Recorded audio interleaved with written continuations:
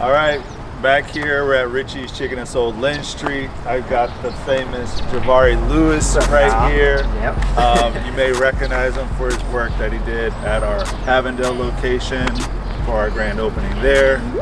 He also did a nice little feature at Blink this year. Yeah, right down the street here. And so it's really, really cool to link up with them. It's been a real blessing, and it's something that we're super passionate about, partnering with artists. So before we even talk about what he did here at Linn Street, you could just give a little bit of your background, your history, how'd you got into art? For sure. Definitely. Yeah, so, I'm born and raised in Cincinnati, so a lot of my work ends up, like, now that I look back on it, inspired by the city a lot, so for me to be able to do the work here makes it even a little bit more special, because it's like I have a different connection to it as well, amongst other unique artists and our whole like fabric of the community here. And so being in the West End, that was some stuff that I was kind of just learning about like recently too. So like that's how like a lot of the stuff like translated. My great grandmother grew up right where right where the highway is at, like not too far from down here. Her mother's home actually was destroyed by the highway. Wouldn't have ever known that until after she passed. Like, this was like a few years ago, So I've been trying to like really explore and like make my art like speak a little more to that, more of the historical context of the city, and just had historical prices. I got the Reds hat on, all that. So and just when I was younger, that was like a thing that I was always attached to. And now that I'm older, that's where I want my art to shine. You know what I mean? So when did you decide this would be your career? So Mural, like I said, I was always into creative work, and my family was kind of into music. So I never was kind of got into music, but I'm like, I always like that creative aspect of things, like, or just putting ideas together. So when I came back here, actually I moved to the West End in 2015, that's when I started painting. Like just being like, okay, let me just try painting instead of digital art. And from there, it just picked up me doing like more portraits and canvases. And then I got a couple opportunities. It was like, would you want to paint a mural? I never thought to do it, and I was like, well, let me just try it and see. But then I got some good information from people on how to do it, and I was like, you know what, let's just try it and see. You know what I mean? Like I love large scale work, and from there, probably like at this point, maybe like 5 years ago, I just been doing murals. You know what I mean? Indoor work and outdoor. So yeah, it's been fun. So. His name's Swiftly, Kitchen Ebonics. Oh yeah, my dude Antonio. Yeah, Antonio, out in Philly right now. But from the city too. Yep, my homie. Right? Yep. Antonio. So how we got together was we helped sponsor a festival that he threw together. Yep. Since he knows best. Since he knows best. He threw that over in the West End and some other parts of town. And after that festival, I reached out to him and said, hey, we want to partner with the local artist. Do you know someone in the area? That's and he linked us up with Javari, and it's been awesome. So I want to definitely shout out. Appreciate you guys, man. That was awesome. Antonio Wooten, Antonio, his page, shout out to my guy, Ebonics and everything. So he's been really awesome just in terms of supporting artists in the city here and in in Philadelphia where he is as well. So I want to shout that out. It's been super awesome. Shout out to y'all, bro. Let's talk about. We can go over here and let's talk about. Sweet. How do you do something like this? How do you? It was a couple ideas that came from it. Half of it was like freehand too, and like I said, so while I was designing it, because I was like, I wanted to take over the whole building, but obviously the building is rectangle. The map is like way larger than this, the original West End map, and so I thought that was also kind of like interesting too, because I'm like, it's kind of like a cutoff map, like how our map is kind of now here, like now, and I was like. I didn't really realize that till I started painting it, because I was like, I can't fit everything that I wanted in, but that made sense though, on the back end. So, us designing it, I always try to like look at the building as a canvas, really. Like, so the first couple ideas I had, I was like, okay, I liked what we did in Avondale, because it kind of spoke more to like that area. But this one, I was like, I feel like it's more.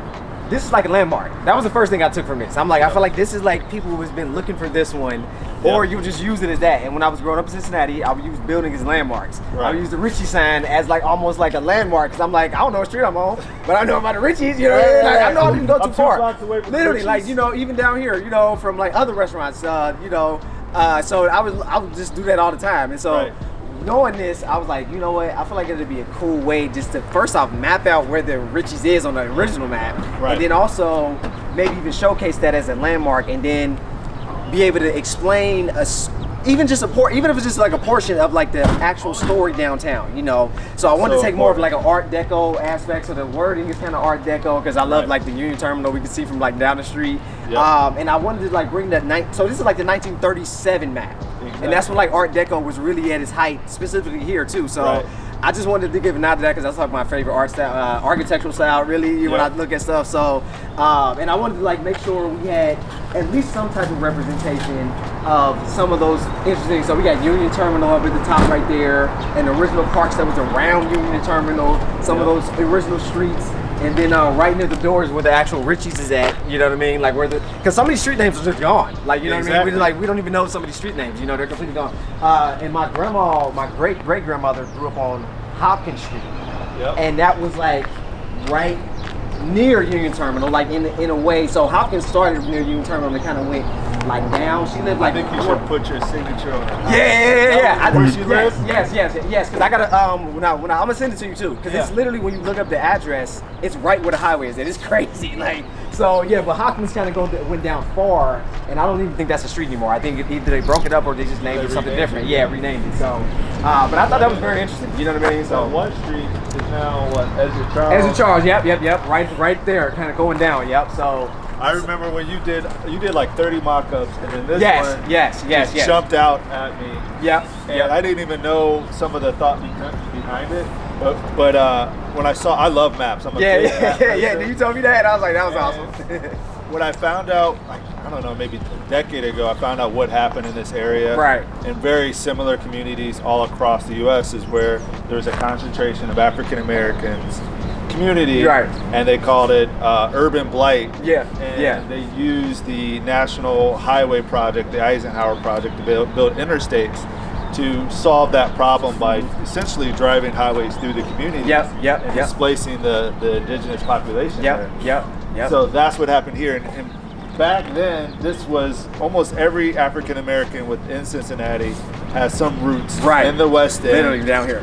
And after this, you know, they dispersed to Lincoln Heights and other areas. College Hill or different stuff like that. Just kind of move, you know, which is, you see, and like I said, me growing up, I didn't know any of that. You know what I mean? Like, so it's like, this is information I was also finding out from talking to my great-grandmother before she passed. Like, yeah, this is where we grew up. This is what used to be going on. Like, we didn't used to go across the bridge right there. We knew not to just go that way or be back over here. But she was like, we didn't used to have to leave. We should really just to only be here because they had everything over here. You know what I mean? Like, you know. I think I read something like there was 300 bars and restaurants within this community. Just one there, like, you know what I mean? Like, dental offices, you know, like everything, pool wall, whatever you wanted, you know.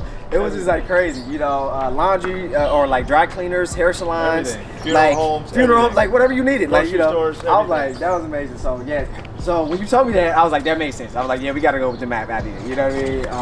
And this is my first time, obviously, like looking deeper into that and just kind of wanted to have that as like a cool, just fun, like, you know, fun fact for this location. You know what I mean? Because I feel like all the locations are unique.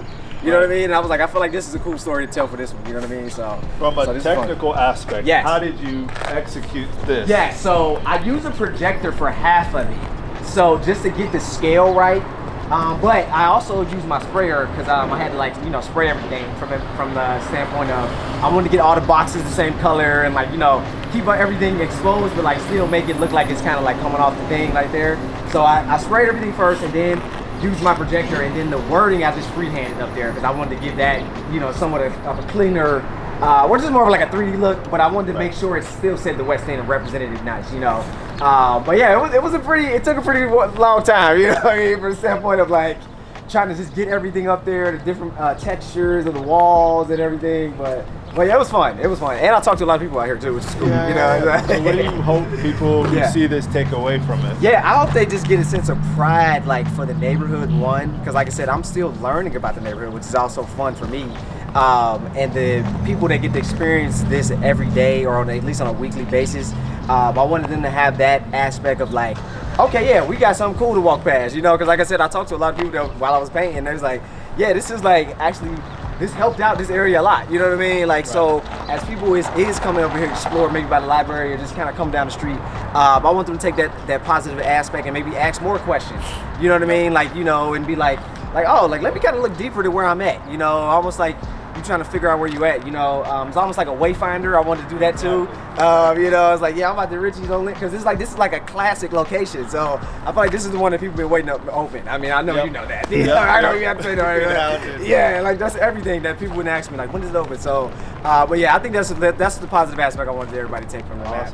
Where could people find you? Yes. If they want to get, hey, they say, hey, I got a building. Yes. I need a mural. Yes. Definitely. I was gonna say, you can definitely check out my Instagram first at Javari Lewis, Javari, last name Lewis, Lewis. I got my portfolio on there as well. So if you go to javarilewis.portfolio.com, you can see all my other work as well. I put some of my Richie's, like the progress work as well. And my YouTube, I got some stuff as well. So yeah, but I appreciate you guys, man. Of course, the team is great. I love the media team and everything. So this is awesome, dude. Awesome, man. I appreciate it. My dog, Jelani. Yeah. Awesome. We out.